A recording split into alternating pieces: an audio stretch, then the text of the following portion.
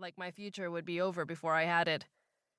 Then, suddenly, I felt that I stood in the doorway of a crowded, noisy room, picking up the sound of a whisper no one else seemed to hear. I never had a pet of any kind. I never knew a dog well enough to be friends with, but I couldn't look away from that box. What was the empty space for? Groomer? Breeder? Technician, like in a vet's office? It was trainer. Trainer.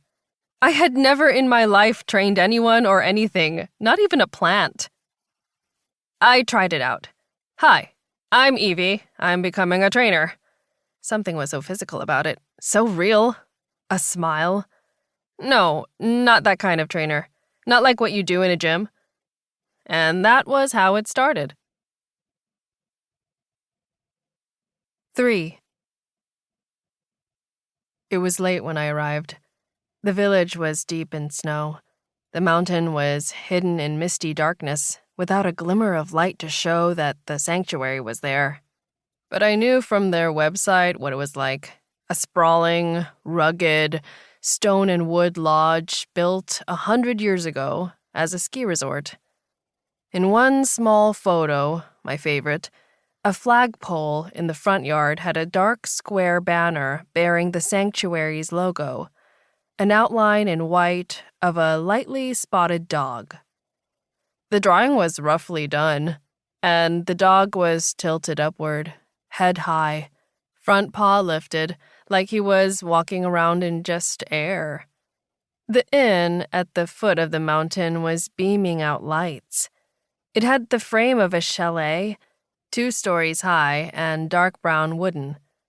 Stacks of firewood ran along the front, and to the side I saw a chain-link enclosure, icy and brushed with snow, about 5 feet high.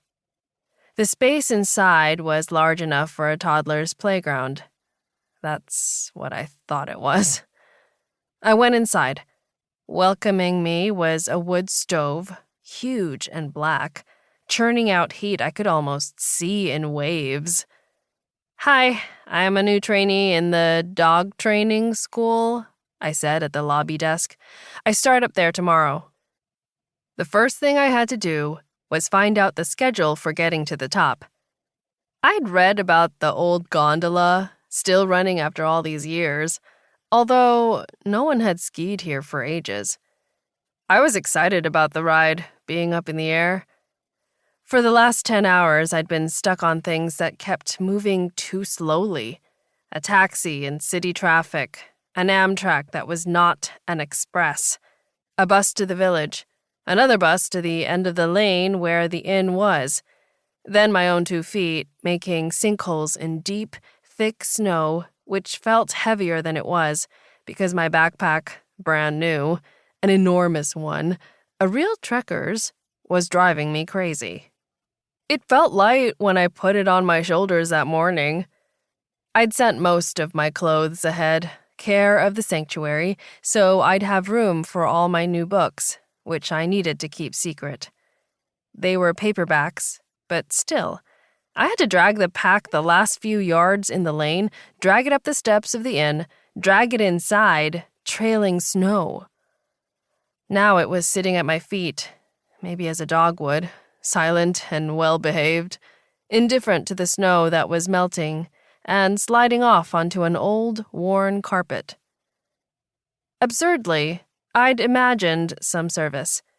Getting off the bus, I had worried that my hands would be too stiff with cold to finger out a tip for whoever relieved me of that weight.